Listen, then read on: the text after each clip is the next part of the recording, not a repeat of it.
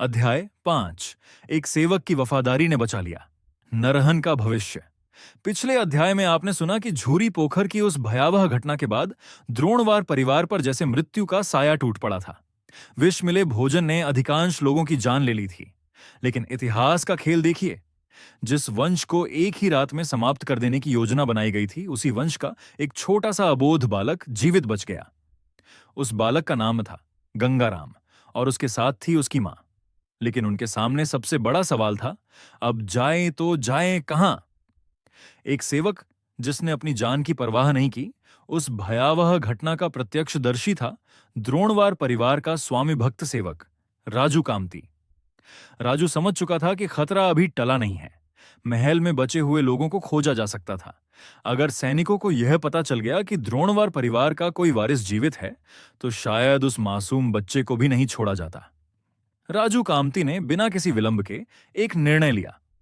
उसने बालक गंगाराम और उसकी मां को अपने साथ लिया और रात के अंधेरे में वहां से निकल पड़ा।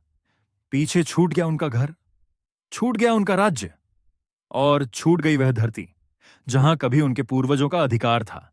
लेकिन साथ जा रहा था एक ऐसा बच्चा जिसके बारे में उस समय शायद स्वयं राजू भी नहीं जानता था कि आगे चलकर इसी बालक का नाम नरहन के इतिहास से जुड़ने वाला है।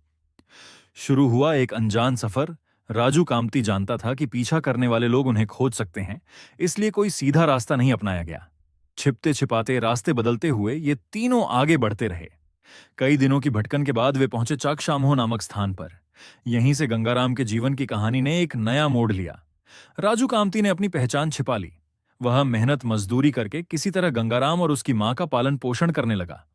बाहर की दुनिया के लिए गंगाराम बस एक साधारण बालक था, लेकिन उसके भीतर कुछ असाधारण था और शायद नियति भी इसी दिन का इंतजार कर रही थी। चाक शामहो के राजा की नजर उस बालक पर पड़ी। उस समय चाक शामहो के राजा बताए जाते हैं राजा राज सिंह। गंगाराम के बारे में दो अलग अलग जनश्रुतियां मिलती हैं। पहली कथा, कहा जाता है कि एक दिन राजा राज सिंह अपनी सवारी से जा रहे थे। रास्ते में उनकी नजर कुछ बच्चों पर पड़ी। सभी बच्चे खेल रहे थे, लेकिन उनमें एक बालक ऐसा था जो अपनी उम्र के बच्चों के साथ साथ बड़े बच्चों को भी अपनी शारीरिक क्षमता और बुद्धिमानी से मात दे रहा था। राजा उस बालक को देखकर रुक गए। उनके मन में प्रश्न उठा, आखिर यह बालक है कौन? एक साधारण परिवार का बच्चा इतना प्रतिभाशाली कैसे हो सकता है? राजा की जिज्ञासा बढ़ती गई। उन्होंने अपने लोगों से उस बालक के बारे में जानकारी प्राप्त करने को कहा। लेकिन दूसरी जनश्रुति इससे भी ज्यादा अद्भुत है। दूसरी कथा में एक चमत्कारिक घटना का वर्णन मिलता है। कहा जाता है कि एक दिन राजू कामती खेत में मजदूरी कर रहा था। उसने छोटे बालक गंगाराम को खेत की मेड़ पर सुला दिया। दोपहर का समय था।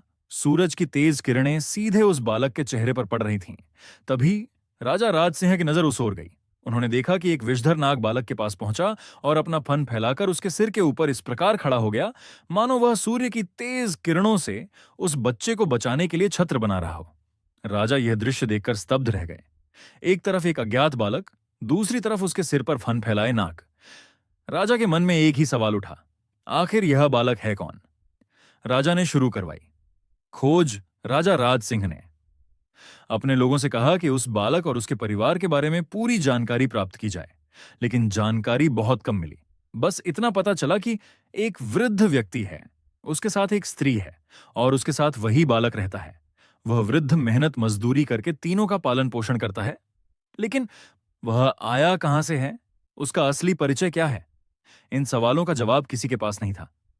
असल में राजू कामती जानबूझकर अपना अतीत छिपा रहा था। उसे डर था कि अगर उसने सच बता दिया तो कहीं उन लोगों को यह खबर न मिल जाए कि द्रोणवार परिवार का वारिस अभी जीवित है। लेकिन राजा राज सिंह ने हार नहीं मानी। राजा की जिज्ञासा लगातार बढ़ती जा रही थी। अंततः उन्होंने राजू कामती को अपने सामने बुलवाया। राजा ने उससे पूछा, तुम कौन हो? राजू ने बात टालने की कोशिश की, लेकिन राजा संतुष्ट नहीं हुए। उन्होंने दोबारा पूछा, यह बालक कौन है? राजू फिर चुप रहा। तब राजा ने कड़े शब्दों में कहा कि यदि उसने सच्चाई नहीं बताई तो उसे और उसके साथ रहने वाले लोगों को कारागार में डाल दिया जाएगा। अब राजू के सामने कोई रास्ता नहीं था। वर्षों से जिस रहस्य को उसने अपने सीने में छिपाकर रखा था, उसे अब खोलना पड़ा। और फिर सामने आया एक ऐसा राजू कामती ने राजा राज सिंह को पूरी कहानी बता दी। उसने बताया कि वह कोई साधारण मजदूर नहीं है, वह द्रोणवार परिवार का स्वामी भक्त सेवक है और उसके साथ रहने वाला यह बालक द्रोणवार राजवंश का रक्त है। वह उस भयानक घटना से बचा हुआ बच्चा है जिसे लोग शायद मर चुका मान चुके थे। राजा राज सिंह के सामने अब पूरी कहानी स्पष्ट हो चुकी थी, लेकिन राजा ने केवल राजू की बात पर विश्वास नहीं किया।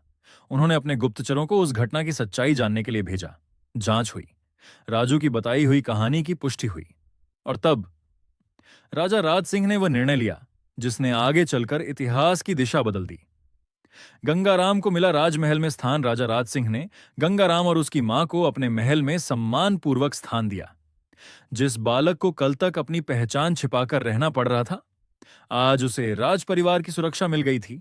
और केवल सुरक्षा ही नहीं, राजा ने गंगाराम की शिक्षा दीक्षा और उस उचित प्रशिक्षण की भी व्यवस्था की। समय बीतता गया, वह छोटा बच्चा बड़ा होने लगा। उसकी प्रतिभा और व्यक्तित्व देखकर राजा राज सिंह का विश्वास उस पर और बढ़ता गया। लेकिन कहानी अभी यहां खत्म नहीं होती। असल कहानी तो अब शुरू होने वाली थी, क्योंकि जिस बालक को झूरी पोखर की घटना में समाप्त हो जाना चाहिए था, वही आगे चलकर अपना अधिकार वापस लेने का सपना देखने वाला था। और उसी की कहानी आगे चलकर हमें ले जाएगी मोरवा, ताजपुर, सुल्तानपुर और फिर नरहन तक। लेकिन उससे पहले एक और महत्वपूर्ण घटना होने वाली थी।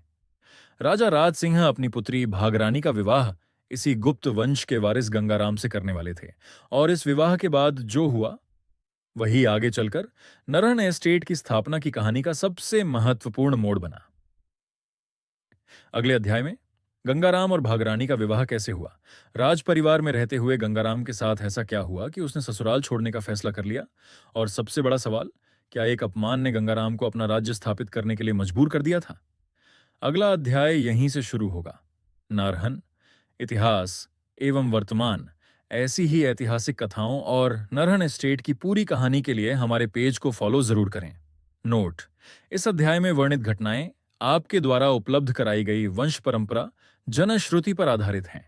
जहां अलग अलग जनश्रुतियां हैं, उन्हें उसी रूप में प्रस्तुत किया गया है।